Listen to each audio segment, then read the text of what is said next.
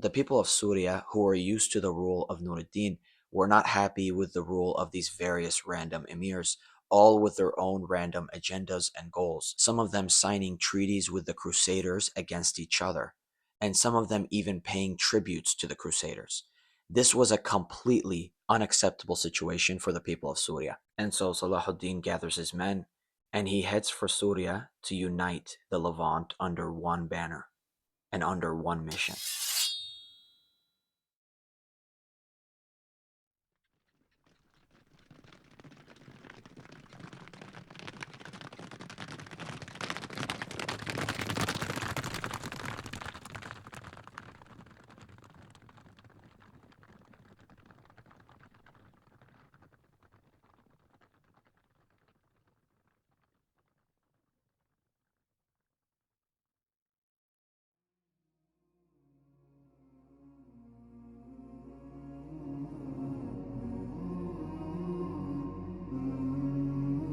Salahuddin's story starts off in Surya, where he is studying Quranic and Islamic studies, as well as the languages and sciences.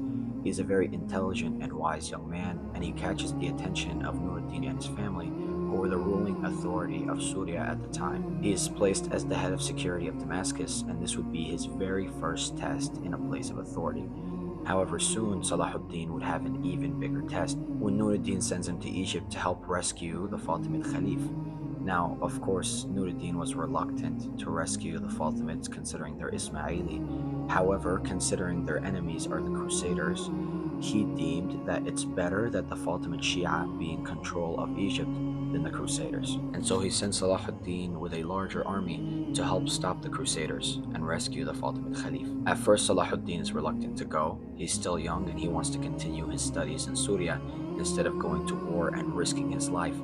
However, his outlook on combat would completely change following this expedition. Salahuddin, despite being a rookie, would play the most important role in the entire battle. He would lure the Crusaders onto his own unit, and he would allow himself to be surrounded from all directions, drag their horses away from the Nile and closer towards the Egyptian sand dunes, where they would have a harder time gathering momentum. The rest of Nuruddin's forces surround the Crusaders from all directions and wipe them out, and then they continue pushing towards Alexandria, where they capture the city. Salahuddin is put in charge of Alexandria alone, and the rest of the army continues south to consolidate power over North Egypt. Salahuddin holds off a combined Byzantine Crusader force and retains control of Alexandria.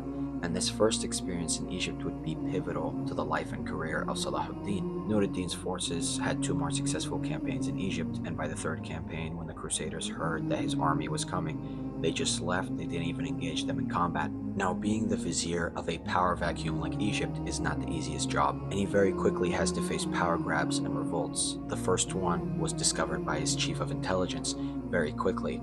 They brought out the conspirator, and the very next day a revolt was staged in Aswan, which was very quickly put down by Salahuddin's brother. And so by now Salahuddin is starting to consolidate his control over Egypt, and he turns his attention to the Crusaders for the first time. Imagine this young man who was reluctant to fight, reluctant to pick up his sword, and now his entire life is defined by combat. He first attacks the city of Taryum, and he pulls the Crusader forces away from Gaza, and then he turns around, routes the forces, and attacks Gaza, which was completely unprotected because the army left, and completely wrecks their fortification, leaving it improper for defensive positioning. If you wanted to know what fighting the Crusaders was like, it was basically like a raging bull and the guy with the red cloth, I don't know what he's called. This is, of course, a no offense, of course.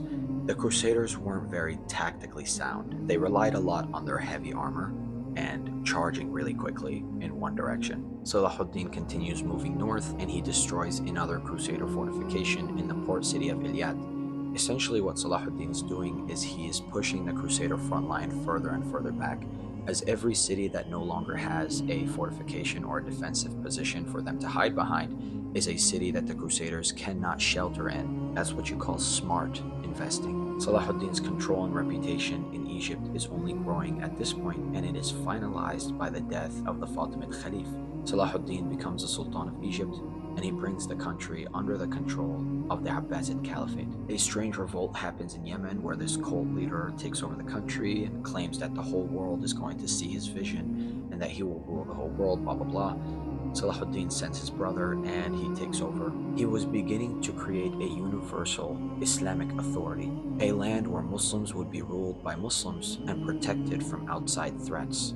This was the mission of Salahudeen. It was around this time, however, that the Muslim world would be hit with yet another disaster. The death of Nuruddin, who was the mentor of Salahudeen, which would splinter Syria into the rule of various different kingdoms and emirs. Now Salahuddin's vision was starting to be realized. When he took over Yemen, he did not plunder it of his resources and enrich himself and his family. He brought Yemen under the safety and protection of his army. His cause wasn't that of some emir trying to enrich himself and bring power to his family. He wanted to bring power to the Muslim people. And so his cause became the cause of the Muslim Ummah. And Salahuddin started to gain this ability of calling up Muslims from all around his territories and even outside his territories to join him.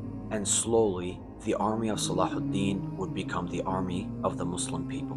The people of Syria, who were used to the rule of Nuruddin, were not happy with the rule of these various random emirs, all with their own random agendas and goals, some of them signing treaties with the Crusaders against each other, and some of them even paying tributes to the Crusaders. This was a completely unacceptable situation for the people of Syria. And so Salahuddin gathers his men and he heads for Syria to unite the Levant under one banner and under one mission. Now the man that Salahuddin would face in Syria is a man by the name of Saifuddin. His name would be completely unknown historically if it wasn't for Salahuddin, of course. This man was busy besieging his own brother when he heard that Salahuddin was invading from the south. He tells his envoys, "Can't you see I'm busy here doing something important?" And he sends out Izzuddin to go south and stop Salahuddin. A lot of these names are very, very similar, very revivalist names, if you happen to notice that. But while Saifuddin was busy besieging his own brother, parts of this army come back and inform him that they only survived on the mercy of Salahuddin. Salahuddin had released all the prisoners of war, knowing that they would be his future soldiers. Horrified that his brother will hear this news first and take advantage, and so he quickly signs a truce with his brother and goes south to face Salahuddin. Saifuddin moves on Salahuddin, attacking his right flank and almost completely crushing it, before Salahuddin himself rallies a charge on Saifuddin's forces and completely eviscerates them. He allows whoever remains to scurry back past the Euphrates River back to Iraq. Now it was around this time that Salahuddin would face his first two assassination attempts at the hands of the Hashashins, which were an Ismaili Shia group living in Syria and Iraq who had allied themselves with the Crusaders. Regardless, Salahuddin continues moving east, besieging the Hashashin fort in Azaz. The Hashashins were well known for trying to pull off very high-level assassination attempts, and this was one of those attempts. A Hashashin spy had disguised himself as one of Salahuddin's guards and embedded himself in his tent security, allowing him to get very, very close proximity to Salahuddin. At night, when things were quiet and Salahuddin was almost completely alone in his tent, with one guard standing outside, he attempted to rush Salahuddin with a blade. He cut deep into Salahuddin in his sleep before his guard sprung into action and killed the assassin. This would be the closest the Hashashins or anybody would ever get to Salahuddin. Regardless, he crushes the defenses of Al-Azaz and takes over the city. Now it was at this point that all these regional powers who had used the chaos and disorder of the Muslim world to their own benefit to enrich themselves and to gain power for themselves, the emirs, the crusaders, the Ismailis, it was at this point that they realized that Salahuddin was different from the other emirs and that he was a serious threat to their system. However, their mission to stop Salahuddin would become the Muslim world's mission to bring back their honor. But we'll be exploring that in part 2. Thank you so much for watching. Assalamu alaikum wa rahmatullahi wa barakatuh. Bye bye.